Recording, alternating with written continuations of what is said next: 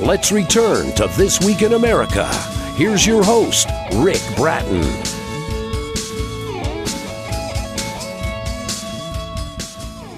Welcome back, everybody. Coast to Coast, This Week in America. Charles Campise was born in Houston, Texas, the grandson of immigrants from Sicily who came to an Italian settlement near Bryan, Texas in the late 1880s. He has a bachelor's degree in philosophy and a double master's covering educational psychology and social work. He has become fluent in Spanish through his own personal efforts at study. Retired from service to the foster care system in Texas in June of 2014 after 44 years. Then he began looking for something fun to do. He found an offer from a ride-sharing company on the fourth day of retirement, signed up, and was driving 1 week later. His book, Adventures of a Rideshare Driver, is a collection of Charles' favorite experiences of driving passengers who use the ride-sharing mode of transportation. He's been a ride-sharing driver on more than 7,000 trips, has served more than 20,000 passengers, and driven for 3 different companies. Charles Campise, author of Adventures of a Rideshare Driver, recipient of the Seal of Excellence, is our guest on This Week in America. Charles, welcome to the program. It's great to have you with us. Thank you very much, Rick. It's a pleasure to be here with you today. I want to talk about a little bit of the background. I ran through it there just talking about how this came about, that you started becoming a rideshare driver. How long have you actually been driving? Actually, I am finishing 6 years already. Amazing. And now with pretty heavy driving the last 18 months, I'm approaching 11,500 rides. I mean, that is just amazing how this all started. And let's talk about the background up to that point. I briefly mentioned you retired from the foster care system in Texas. Talk about your background, and then we'll jump into how you use basically all of that in being a successful rideshare driver. Well, I had 7 years in Catholic ministry, and it took me only 2 years to become pastor of a church. I was a very gregarious individual. I love people. I love to listen to people and to talk with people and to share experiences, happy times and negative times. And I am a people supporter. So this makes me, I think, the kind of person that can be not only an interesting driver, but I think also kind of a tour guide for this part of Texas. Well, that's interesting because isn't that a large part of what you do? You share stories, and you're very proud of that area, lived in that area for ages. You're sort of like with the Chamber of Commerce on wheels in dealing with some of your writers, from what I understand and read. Yes, when I'm taking people from downtown Austin to the airport, they start asking me about interesting places in Austin. And I give them like 20 places to visit on their next visit here.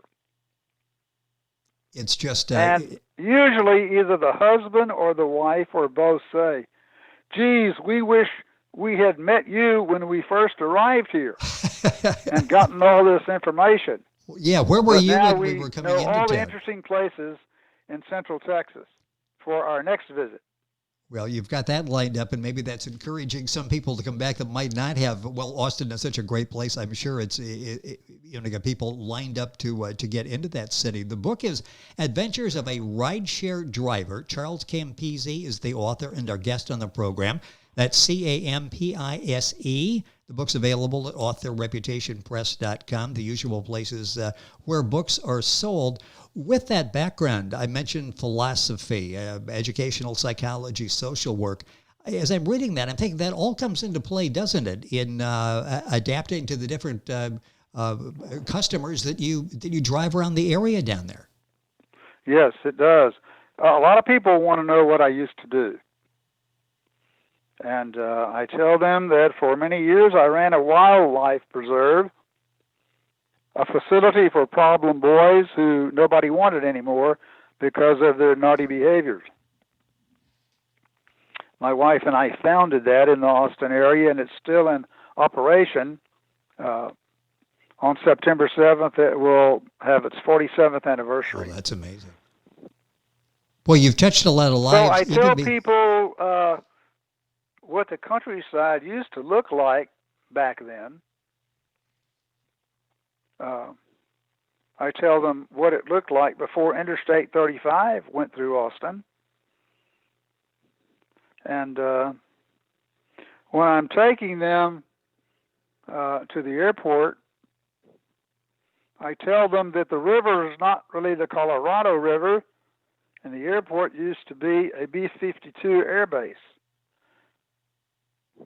I give them my favorite barbecue places. We probably have 200 barbecue outlets in Austin now, but I still favor two of the golden oldies. Yes. And there are a couple of places that are now the really hot spot entertainment districts in Austin. And one of them used to be the Hispanic ghetto. And a couple of buddies and I who belong to the St. Vincent de Paul Society used to visit extremely poor people in the houses that are still there, which are now nightclub venues, to see if a person really did need money for their rent or food for their kids. It's such an amazing background that you have in sharing that with all of the writers that you have. When did you get this idea to write the book Adventures of a Rideshare Driver? Charles Campise, the author, is our guest on the program. When did it hit you? You know, I've got these great stories, interactions with my writers. I should write a book about this. So after 2 years, my wife suggested that I put a journal in the front seat of the car. Ah, great with idea. a couple of ballpoint pens. Yes. And she said, ask your drivers to write some comments. And when I filled 2 journals, I said, gee whiz, this content would make a nice book. Boy, and a lot of people didn't write extensively, excuse me, yes, but I recalled what all they said that they didn't write about, so I included them in my stories. And I sat down at my computer, and it took me only 1 month to write the book. That's amazing. And it's such a window into that. We think often about, driving and the interaction and what that would be like. And fascinating stories in the book, Adventures of a Rideshare Driver. Is there like a favorite story or two that you would share from the book? I hate to ask you to pick one out of all of the stories there, but something that top of mind that's a story that still resonates with you. Definitely.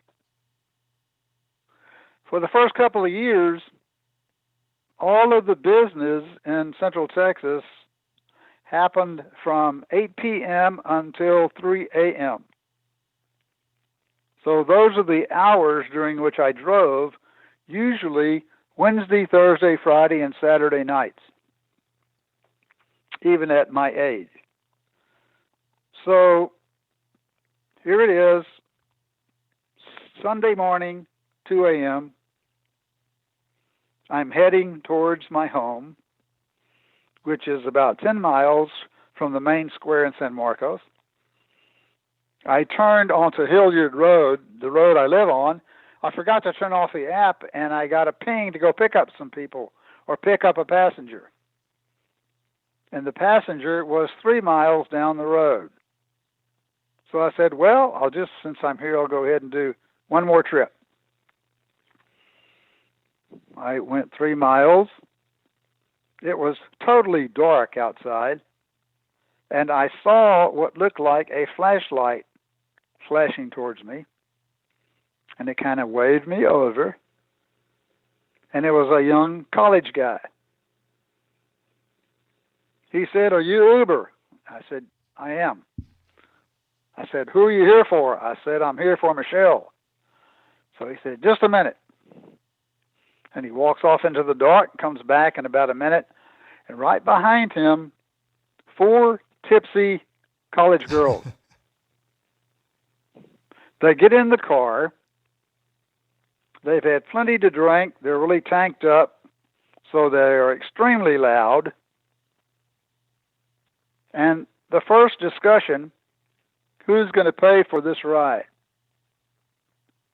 I started heading back towards the part of the city where the dormitories are. And after about 3 miles, they settled that, and then they started hollering about, we got to stop and have some food, we're starving. Okay, where are we going? And one of them said, well, the only place I know right now that's open all night is McDonald's. All right, young ladies, that's where we're going. I pulled into the parking lot at McDonald's. They bailed out and went inside to order their food. And you could see them in there raising hell for about 2-3 minutes. They came out with their food, got in the car. The young lady in the front seat said, sir, you need to know that each one of us lives in a different dormitory. Well, okay, here we go. Got to the first dormitory. Young lady gets out of the back seat, opens the door, leans back in the car and says, I'll see you girls in church about 11 o'clock this morning. So I said, young lady, after tonight, you need church. And this happened 3 times. Wow. Before I got them to where they were going. Why, an experiences like but that. I do love, most of all, driving the students. I was going to say, that's got And to be I got fun. that love from hearing so many students say, driver, you're the first driver who's even been willing to talk with us. Oh, that's And I don't think that's right. No. And boy, the stories and the relationships that you've developed over the years, obviously, and you'll read many of these in Charles' book, Adventures of a Rideshare Driver. You'll find it at authorreputationpress.com. You'll find it at the usual places, links on our website, thisweekinamerica.us, to get all that information. Do people ask you a lot of questions? You think of getting in with the driver and the driver is asking, just trying to make conversation, but do they ask you questions? They want to know what I did in my earlier life. What kind of food do I like? Do I listen to this, that, or the other kind of music? Do I have a family? What do I think of college students? They want to know how I can be my age and driving in the middle of the night. I'm sure there's a trick to that. It's purely on adrenaline after 1 a.m. I was going to say there has to be some tricks to that and some naps along the way during the day to be out there. Now, that's a very large college area down there, isn't it? How many thousands of college students do you have that really need drivers from time to time? Well, for the last 2 years, the entire freshman class, I think, that comes here, as well as attends the University of Texas in Austin and the other colleges that are nearby, have had prior experience with rideshare driving. So they already have the app on their cell phone. They've then been instructed by their parents to be safe and use rideshare instead of driving after drinking. Yes. Good advice from the parents. It's yeah, and I tell these students that I particularly enjoy making sure that you receive the 2 things at the university that you came here for. That you came here for an education and a fun experience with no hassles. You can help accommodate. They are delighted that I tell them that. Oh, I'm sure, and I'm sure that you've got this amazing many rapport. of them are repeat passengers, and they always remember my first name, and I love that. Oh yes. I'm sure that they want Charles to be their driver to get them safely and with some they'll say, pleasant how can we conversation. get you again? Yeah, I'm sure. Charles Campise is our guest, and that's Campise if you're Googling. The book is Adventures of a Rideshare Driver. Rapidly running out of time here. I want to ask, because people are going, that really sounds like fun. I've thought about doing that before, but I'm concerned about my safety because I'm into situations that I'm not sure, like you're talking about the middle of the night, you're out picking up drivers. Is this safe for anyone to do, being a driver? I think it's primarily safe because our vehicles are unmarked for the most part. I don't use an Uber or Lyft sign on my car. When I get near a passenger who's waiting for me, I put on my flashers, and they can see my license plate.